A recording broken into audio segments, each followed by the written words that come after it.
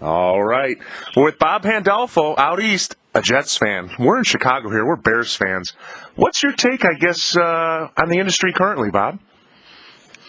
I think it's hanging in there pretty good considering what a bad year this started out as. But fortunately, they got the tracks going again. Overall, the long-term picture of harness racing is there could be a lot of trouble going forward. Could be a lot of tracks closing, but we'll see what happens. A lot of it depends on the politicians and whether or not they're going to keep the slot dollars in. But if you look at some of the graphics I showed here, first of all, let me go to give you a little background.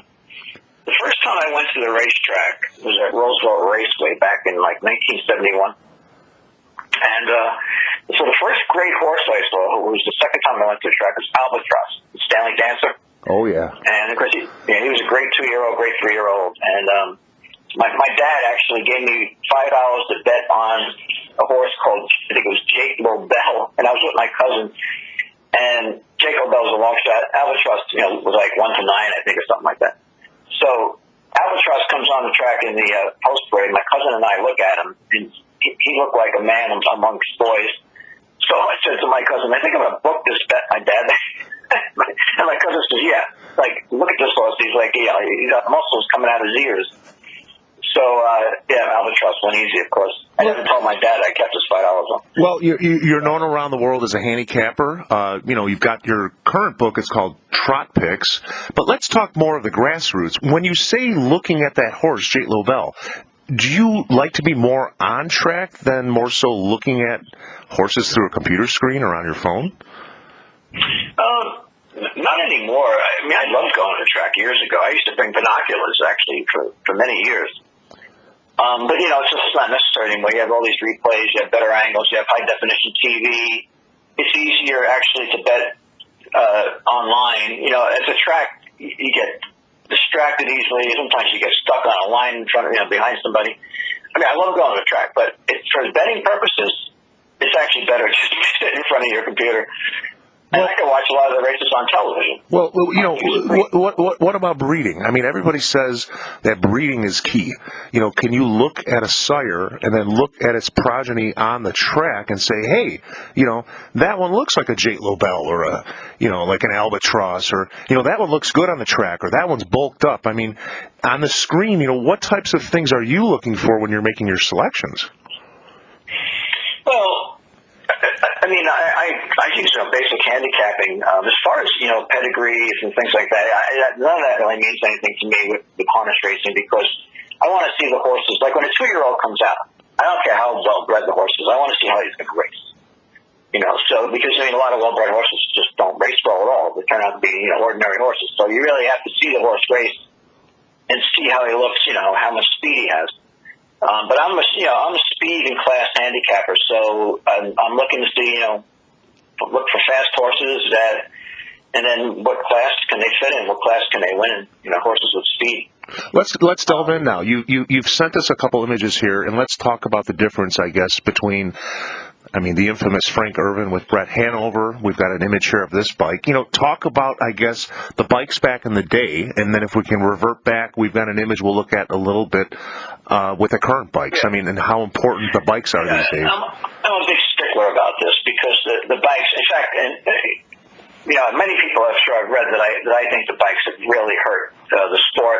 Brett Pelling, by the way, who's one of the greatest trainers in the history of harness racing, he's been saying this now for a while, and so have many other people, that the bikes are just terrible.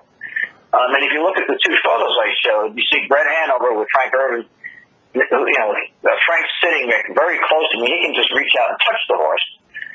And in the other picture with Trace Tetrick, with a modern day Stokey, Trace is far behind the horse, and then he's leaning far back, whereas Frank's sitting straight up.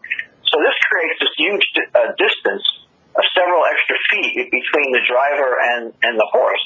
And when you extrapolate that out, that's the reason why, that's one of the main reasons why horses don't win from off the pace that much anymore, especially on the half-mile tracks and 5/8 tracks, because the horses in the back are like 20 or 30 feet further behind the leader, depending on how many horses are in the race. And I don't understand why the industry and the racetracks haven't corrected this. This is like one of the worst things. You don't have those 3 wide power brushes down the backstretch anymore. They used to have at Yonkers, for instance. It's, most tracks. The horses just can't do it anymore. And plus the races are fast. So if you have a 54 last half and a horse is 8-9 lengths behind, he's just not going to be able to, no matter how good the horse is, he's not going to be able to power brush down the backstretch and make up all that ground. So the whole thing is just so messed up. But, for some reason, no one's willing to change it. What do you think about styling, they call it? The way these guys lay back in the bike and they lay literally just perpendicular, and parallel. They're up perpendicular at the start of the race, and then once they get a little comfort lead coming up, let's say to the 3/8 or the half, you see them leaning all the way back. Like Timmy, when he's flying, you see at these 5/8 track, he's laying all the way back in the sulky. That gives him an advantage to the horse behind him. What do you think about the styling? Is it good? Is it bad? Is it dangerous out there? It seems to me that it would be more dangerous, but they seem to be able to handle. I don't know how they see where they're going half the time. But the thing is that it's just bad for the sport. It's bad for racing. They shouldn't be allowed to do that. In Australia, they're not allowed. If you look, even if you watch the same thing in Europe. In Europe, they all sit up straight. I mean, it's just common sense that if you have all the drivers leaning flat back, again, you create this huge distance. People have kind of forgotten what a race is. Imagine if you did this in football, even in track and field. Say in the Olympics, you said, well, you can't run next to this, right in front of the other person. You have to run, 30 feet. You have to have space in between, sort of like what we're doing now with COVID, where, you have 6 feet in between everybody. Exactly. That's basically, that's what we've done in harness racing. You have to have this distance, which is the exact opposite of what you want in a race. You want a closely matched, bunched field. You want the horses bunched so that horses can come from behind. But instead, we've strung them out. So you're talking more of like the European and Australian type of racing that we see all over the world. What do you think about the whip? The fact that whips are still used here, and there's lots of whipping violations. If you look up fines and regulations, but in Europe they don't use the whip. What's your thoughts on the whip? I think the whips would be all right if the judges were more consistent. I mean, all you have to do is fine the drivers if they abuse the whip. And unfortunately, there's no consistency. There's no uniform racing rules. So if you have a track where you have good judges that are doing their job, you're not going to have the drivers abusing the whip because they're going to fine them really severely or even suspend them. So I don't really like the idea of taking the whips away. I think that you have to control the horse if they want to make the whips a little bit less, where they don't really hurt the horse. But I think the whole thing's kind of exaggerated because most of the drivers don't hit the horse anymore. They just smack the side, the shaft. Correct. So they're just making noise. But it looks like they're hitting the horse. But the guys that used to hit the horse, like Chance and some of these guys really had a powerful right hand whip, and they could really get that little extra out of the horse by actually hitting the horse. But they don't see that much anymore. They're just hitting the shaft. Well, I mean, back in the day, they'd hit the saddle pad. These days you just hear and I hear it on the track. You hear the ding, ding, ding, ding, ding, ding, where they're just tapping the side of the, let's say that metal pole to act as like, instead of, getting at them, they're doing ding, ding, ding, ding, ding, just to scare them. And then what do you think about putting the whip underneath between their legs? They do that to kind of scare those colts and geldings out there. Yeah, they shouldn't be allowed to do that. It doesn't look good. It's, that's a... Well, let's talk real quick. We're running out of time for this week. Consistency. What do you think about this new national front that's happening with the government, things that are happening on the national, spectrum? Mitch McConnell passed something in the House. What do you see moving forward with that?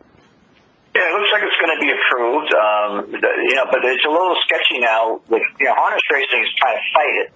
The United States Training Association, they don't want, so I don't know what's going to happen. We don't know if harness racing is trying to fight it because they want to show that, they want more control over their version of what goes into the bill.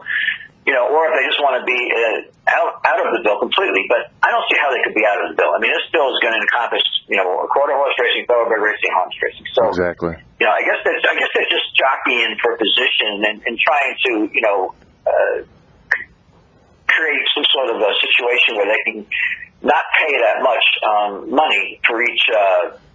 That's the problem. That's what they're complaining about. You have to pay a certain amount of money in order to be involved in this for every horse that you put out, every horse that you start. Yeah, people are saying, they want to bring that down. Yeah, people are saying that because of the consistency of the standardbreds racing more than the thoroughbreds, the standardbreds can race every week.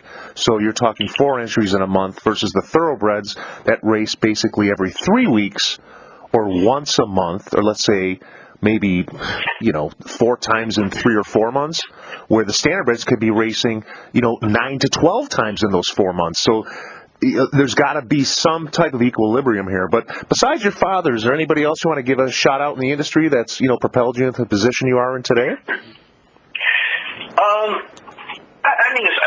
Years ago, there was a guy named Joe Conti who used to work for American Turf Monthly. He was like, I was sort of like a protege of his, and so that really helped me because he focused a lot on the last race, and I was putting too much emphasis on other things. So that really, I started to put more emphasis on recent form, and all of a sudden I got hot, and I was really a well-known handicapper in New York working for Sportside. I mean, I was picking a lot of long shots. I got a really good reputation, which is really what propelled me to have a good career.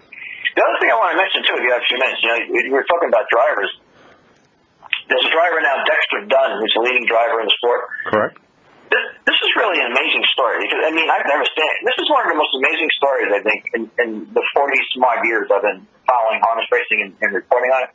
Yeah, this driver comes over last year from Australia, and we heard he was a top driver there, But, the guy got out of the plane, walked into the Meadowlands, and was the best driver in North America. Wait, are we talking about an Australian driver, or are we talking about a Kiwi? Dexter's a Kiwi. Dexter's from NZ. He's from actually New Zealand. He's not a convict like these guys in Australia. He's actually an import from the UK and areas around. But I know what you're saying. Him crashing and hitting the scene, top driver. Everybody trusts him. I mean, it's amazing. Well, we're out of time for this week, Pandy. So where can we find you online? We've got your book I'm sure we can find on Amazon. It's called Trot Picks, Modern Harness Handicapping Methods. Where else can we find you? Yeah, my websites, I have 2 websites, one for harness racing called trotpicks.com, and the other is handicappingwinners.com. And because if they just search Bob Pandolfo or Pandy, they'll see all my stuff. All right. Well, we appreciate your time. We'll look forward to speaking to you in the future, man. Thank you. Thanks.